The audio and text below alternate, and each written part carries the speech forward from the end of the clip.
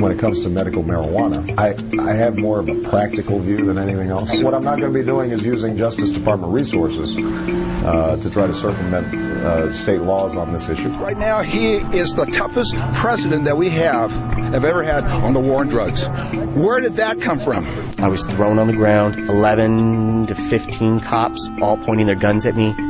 They almost shot a dog. As a law enforcement official, very happy to see the current administration's stance on the issue of medical marijuana.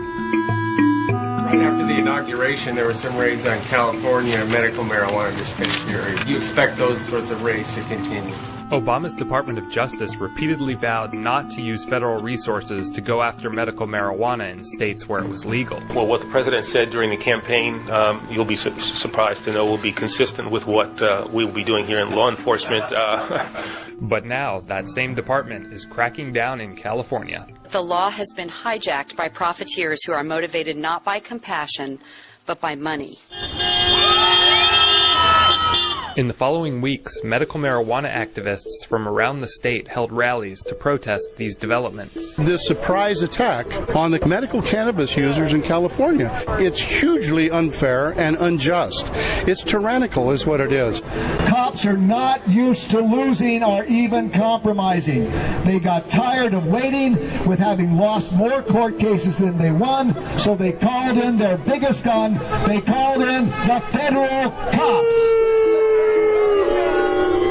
You're a liar, President Obama. You said that you weren't going to do anything. You said that you were going to let the states handle it. Well, then be a man and stand up and tell the federal government to go home. The Department of Justice sent letters to dispensaries across the state, reminding them that United States law takes precedence over state law, and property is subject to seizure and forfeiture to the United States. Aaron Sandusky owns G3 Holistic in California's Inland Empire. The Department of Justice gave him 14 days to get out. I turned white, jaw hit the floor.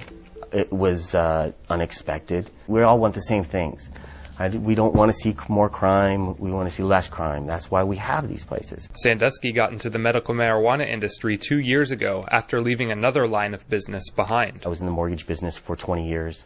We were too small to bail instead of too large to fail. To search out access, patients have to go to some places many of us would never travel to.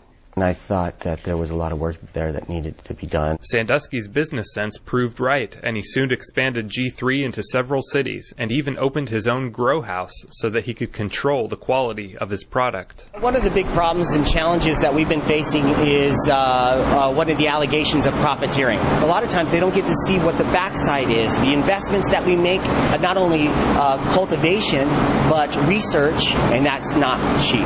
Obviously, there's no book that we can follow, so a lot of these things we have to come up with ourselves. That not only is expensive, but it takes a lot of effort on a lot of people's part. The dispensaries on their face are an illegal operation. There's no avenue in the law whatsoever to accommodate the sales of marijuana. Mark Brewster and Glenn Walsh, members of the California Narcotic Officers Association, have a big problem with what Sandusky is doing. What the administration has come out and said is that they will support a state's right to have medical marijuana. However, if anyone in that state is violating that law, then they will judiciously prosecute them. I think that's a very wise stance for them to take, and I look forward to them exercising their jurisdiction in California. On November 1st, 2011, Officer Walsh got his wish. The feds raided all 3 of G3's stores, as well as the grow house. This is the grow room that I showed you last week. This is one of the grow rooms that we were in. After years of work and hundreds of thousands of dollars spent, this is what was left of Sandusky's business.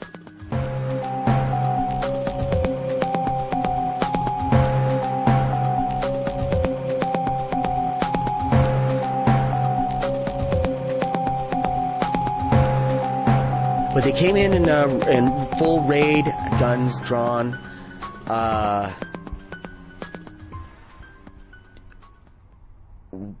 Wow. Patients were handcuffed. Some of our senior patients were handcuffed and taken. They seized all of our assets, all of my personal assets. I got $60 in my pocket. That's it. I don't have nothing. What's the future hold for you and for G3?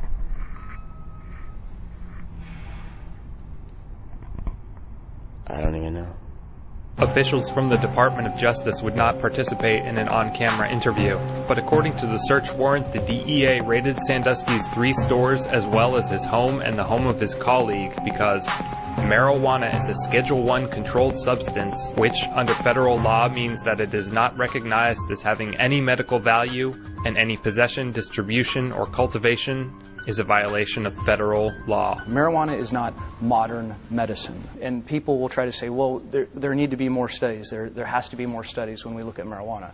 Marijuana has been studied and studied and studied. But the American Medical Association said just the opposite in 2009, urging that marijuana's status as a federal Schedule I controlled substance be reviewed with the goal of facilitating the conduct of clinical research and development of cannabinoid-based medicines. If I take the big pharma medications that they had me on in 2001, I would not have a liver, and then I die. I don't get high anymore. It just takes my pain away. I was diagnosed with HIV 15 years ago, the same year that Prop 215 was passed. It is helping me to increase my appetite. It gives me the energy to come here and protest for people that I know that are sicker than me. Another portion of the search warrant reads, the sale for profit of marijuana, including sales inside of marijuana stores, may constitute a violation of California's medical marijuana laws. When we collectively or cooperatively get together to cultivate marijuana, we can do that. And if it's my land and I would like to help you cultivate your marijuana, I can do that. You cannot, however, reimburse me for any expenses. We don't all grow our own lettuce, tomatoes, pickles. You know, we go to the store and we pick those up. So, and many of those patients are too sick to even try. So you've got to be able to entrust somebody to do it for you. And that's where we get the necessity for a club, because, you know, we put those professionals in place that know how to do it. I don't believe that that portion of the law involving reimbursement or financial gain from the growing of marijuana, I don't think that's a problem at all. I think it's a very good, sound basis. When you have that much of the substance, that much cash, then you also have the other problems that come with it. And the violence that's behind that much money in that business is incredible, as you can see from some of the border violence we have going on. But Sandusky isn't fueling the cartels by importing their product. He grows his own, reports his profits, pays his taxes. His reward for this diligence?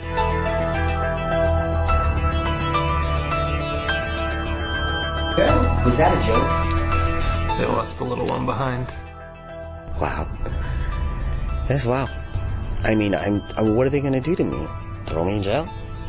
I guess. And yet, as the feds step up enforcement against medical marijuana, a growing portion of the population is beginning to lean towards all-out legalization. I was one of the original drug warriors when Nixon announced the war on drugs. I led the narcotic enforcement effort for the city of Los Angeles in those years. And since that time, I have come to see the damage that prohibition has done to our country and our communities, and especially our young people. Make it legal and charge taxes on it instead of putting the money in the pockets of the real criminals, the Mexican cartels. Don't get me wrong, the cartels are bad, but the drugs are worse.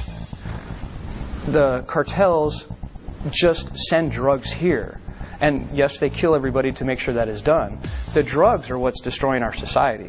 An appeals court told Sandusky and others to keep their doors shut in a ruling just days after the raid.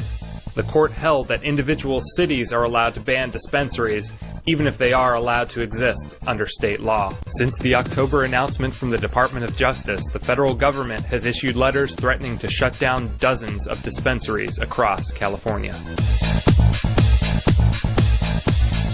As a younger man, I was definitely carpe diem, seize the day. And in my heart, I am a libertarian. Now that I'm a parent, I'm more about carpe kids. And when I look at, especially as a law enforcement officer, the decisions that I make must protect and promote my society. When we look at marijuana and the legalization of that, there is no one that can tell you legalizing marijuana is going to protect or promote our society on any angle, on any ground, on anything that they want to say, unless you want to talk about libertarian rights, unless we want to talk about the freedom of an individual.